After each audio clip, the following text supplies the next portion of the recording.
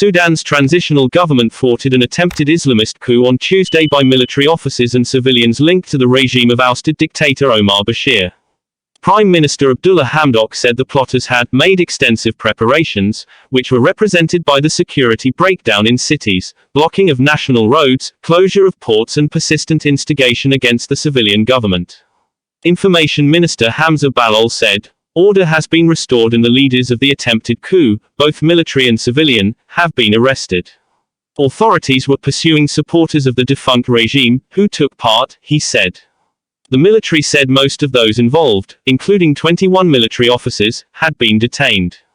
The army regained control over the sites that perpetrators sought to seize, it said.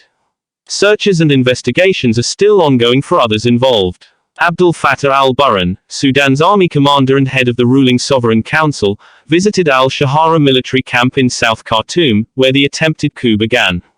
Had it succeeded, the attempt could have had devastating consequences on the unity of the army, security forces, and the country, he said.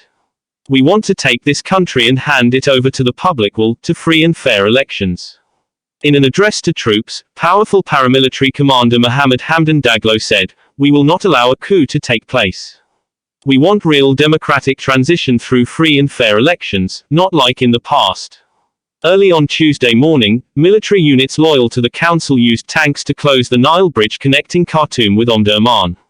A government source said the plotters had tried to take control of state radio in Omdurman. The streets of the capital were calm later on Tuesday, with people moving around normally.